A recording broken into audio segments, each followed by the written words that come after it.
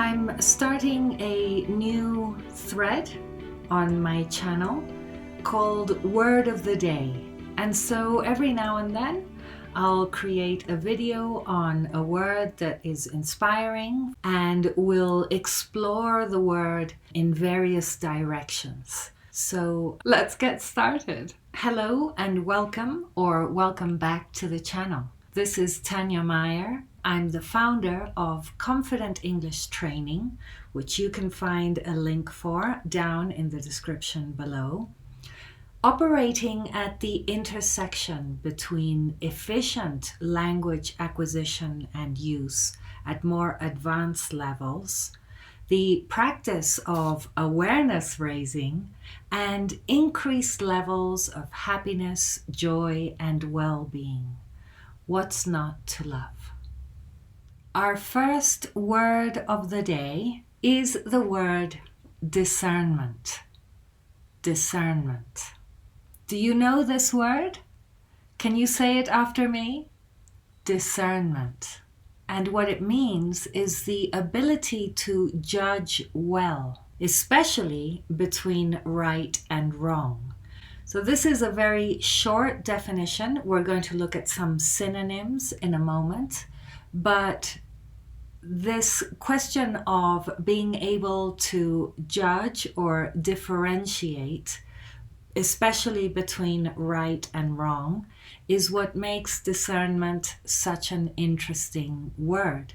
Because let me tell you something, we all think that we are discerning. So now I'm using the word as an adjective, but we all think that we are able to discern, now I'm using it as a verb, between what is true and what is not, what is right and what is wrong. And we all consider ourselves, especially as we become older, we consider ourselves very discerning people.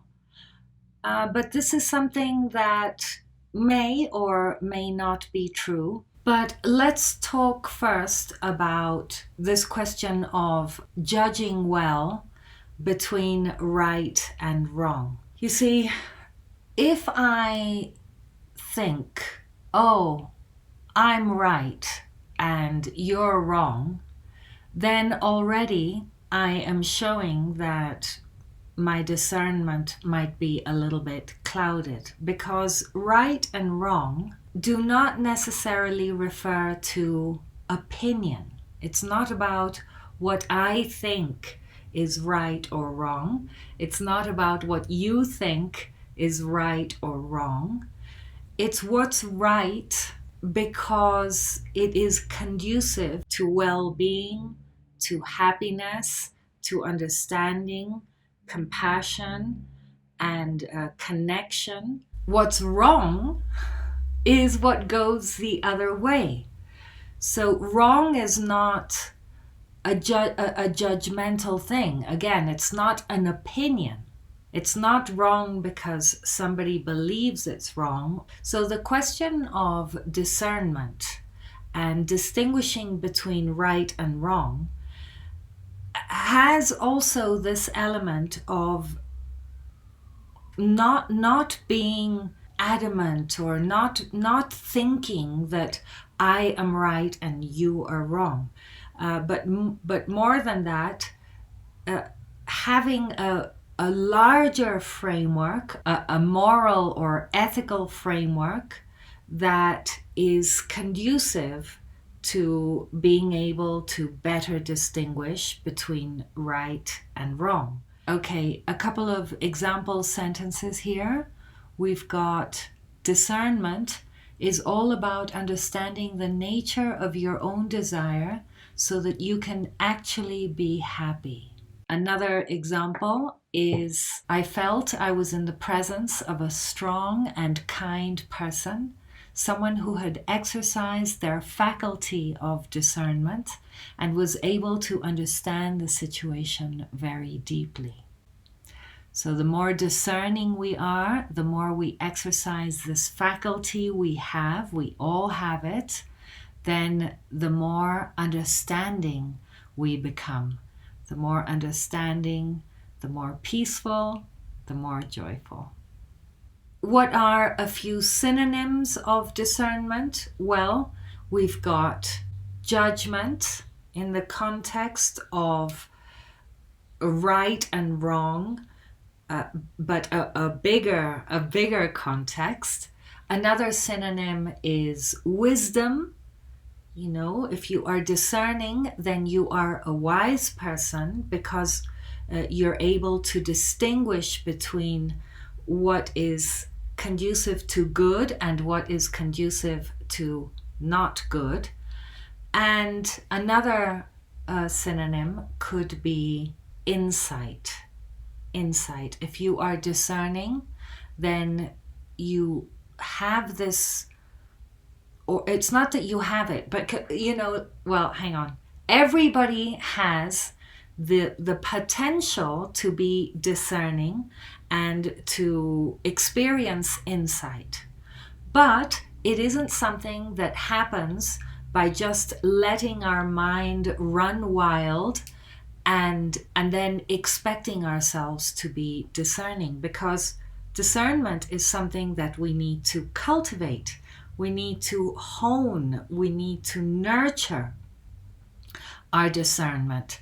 We are not naturally discerning, although we do have the seed of discernment in us. All of us, we have this ability to be discerning, but it depends on the degree to which we decide to focus on that seed and water it and make sure that conditions are favorable for discernment to flourish in us. So why is discernment so important? Why is it such an important word for language learners? If you are an advanced learner of English and you're trying to use English more effectively in your profession or even in your day-to-day life.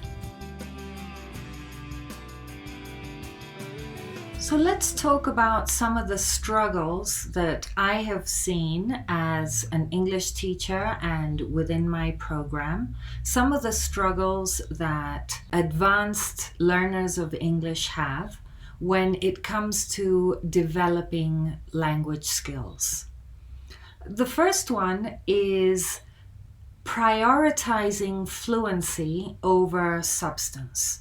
That is thinking that as long as I keep talking, all I have to do is just talk in English. The more I talk, the better I'm going to become in English.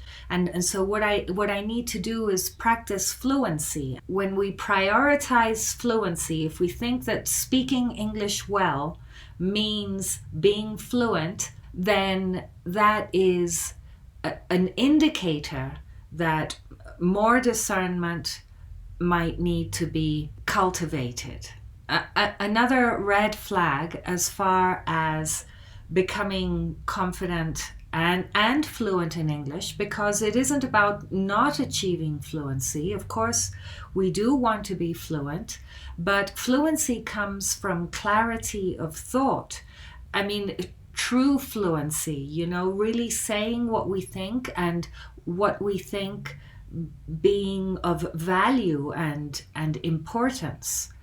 So another red flag, as I was saying, is the question of confirmation bias, us believing things, ideas, without confirming them, and so there are so many of these preconceived ideas that come with different cultures, not taking the time to look at these ideas more deeply, just taking them at face value, not reading between the lines, not exercising our power of reflection, not taking the time to look at situations more calmly. That can interfere with our discernment. Another struggle that many people have not only language learners, but people in general, and I include myself,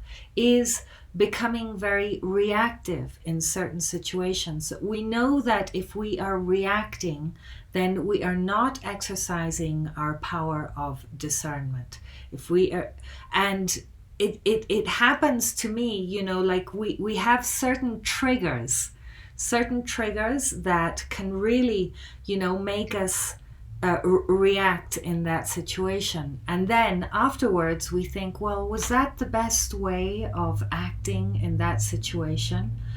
Thinking about our own reactivity and finding ways of becoming calmer and nurturing the seed of equanimity in ourselves, that is going to allow us to be more discerning, because the less reactive we are, then the more objective we can be. We can look at the situation beyond the emotional response to whatever the situation is. Something else that might interfere with our powers of discernment is information overload. The internet is full of information.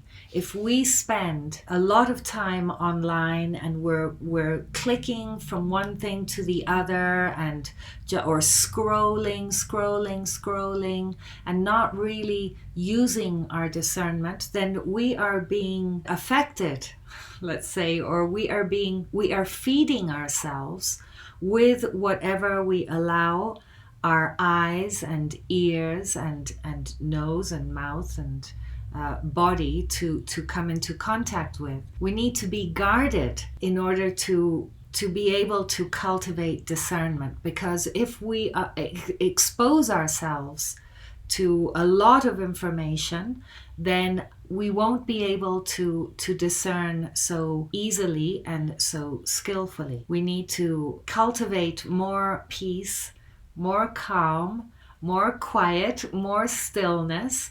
The more you can invite these qualities into your life, then there is more clarity and more discernment.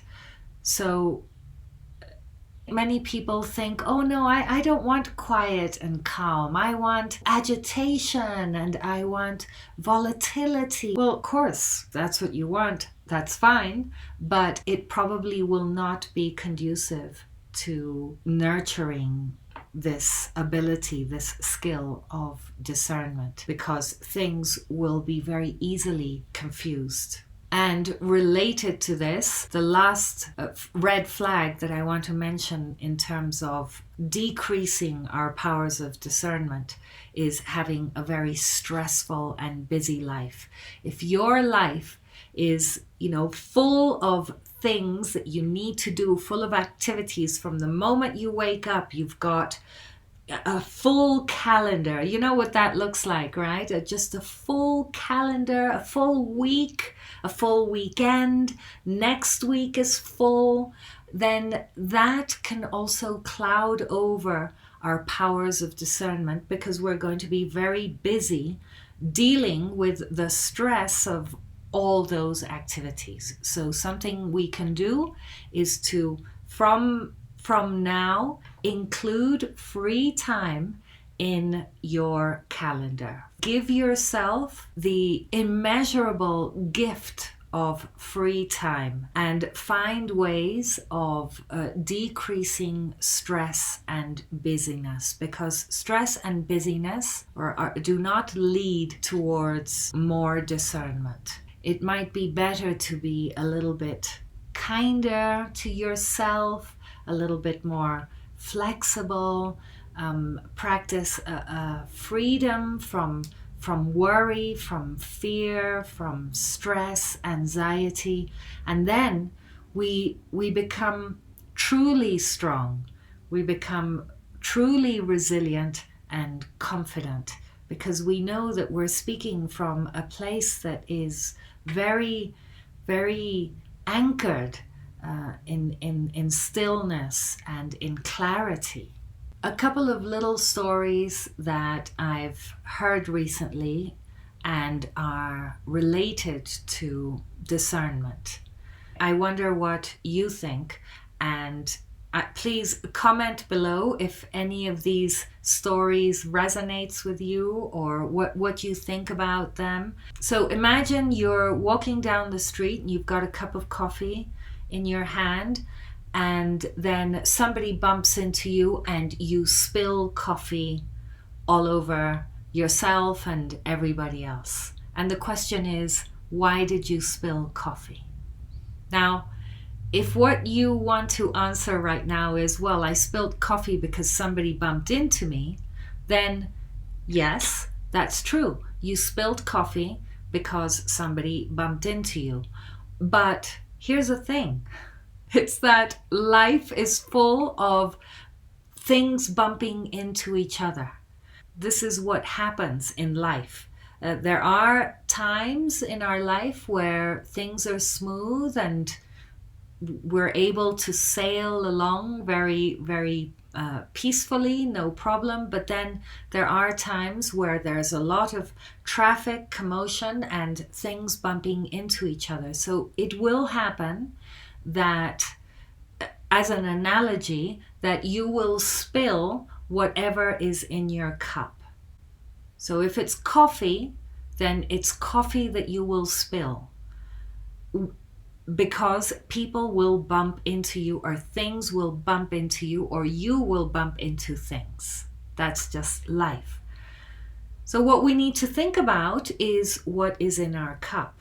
If it's tea, then it'll be tea that spills over. The cup as an analogy of what we look at, what we listen to, what we eat, what we read, and what we think too.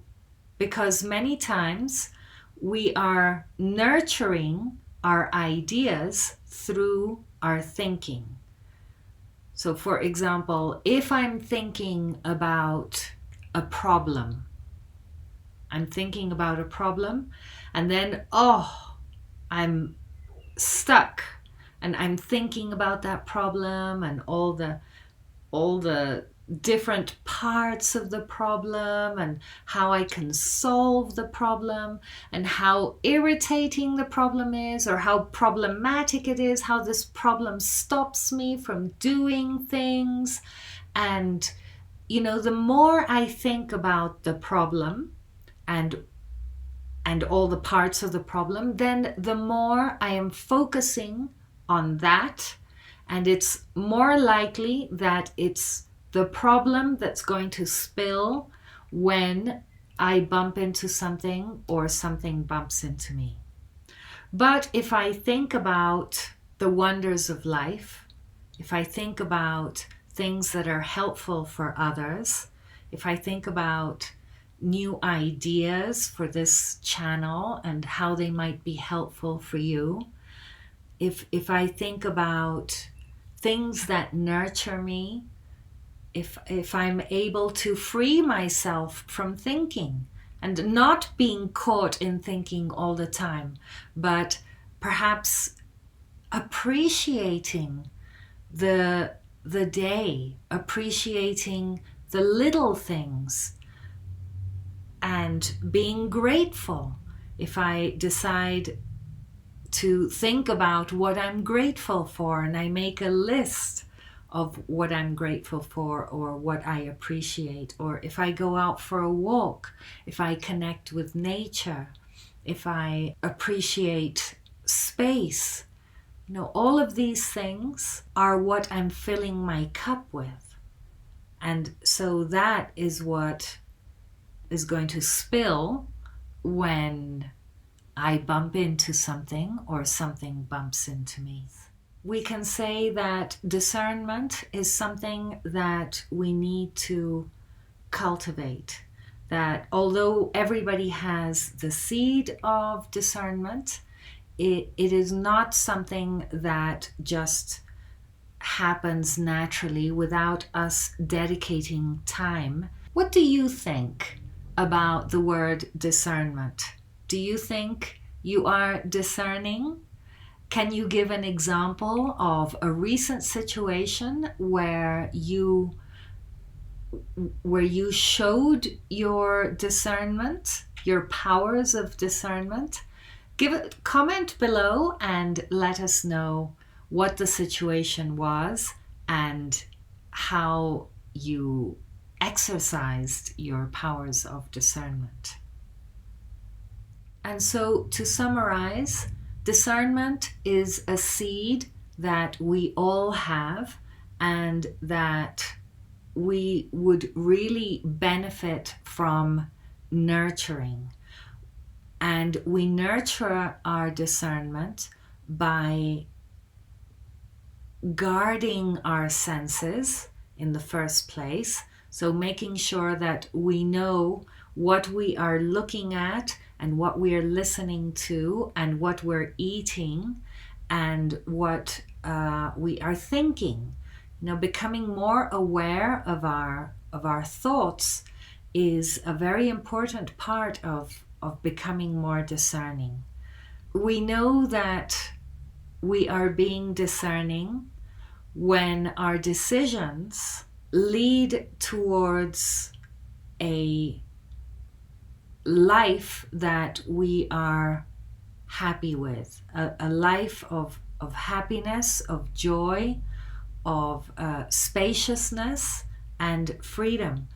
And this is the result of the training of our mind. But of course, it's not easy to train our mind, and so to think that, oh, if I am still all day, if I practice mindfulness, for example, all day, then I'll never have any problems, I'll never have any difficulties or any challenges, then that isn't really how it works, because life is full of challenges and our mind is very difficult to train.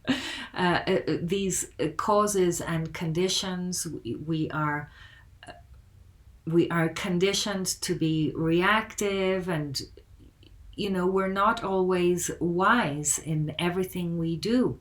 Even people who dedicate themselves to cultivating and nurturing wisdom are not necessarily wise all the time. It's only human to make mistakes and to not be as discerning as we would like as at times. But that doesn't mean that we shouldn't try, that we shouldn't keep trying, because the more we try, the more we practice, the more discerning we become, then the more freedom we find, the more circumstances are favorable and we're able to notice them in our everyday life. We're able to notice that we are more skillful at interacting with others. We are more skillful conversationalists, and we're also more interesting to be around, because people will feel that, oh, this person is not reactive, is not overreactive, and what they say is something that I can see is the result of deep observation and of inner transformation and of nurturing these aspects of ourselves that are wiser, calmer, kinder, more compassionate, more understanding. So there you have it, the word of the day, discernment. How are you going to develop your powers of discernment from now on? Or what exercise can you think of that might help you develop your discernment? Leave a comment below, And I hope you like this video. If you do, please give me a thumbs up, subscribe to the channel, and then I will see you in the next video. Take very good care until then. Bye for now.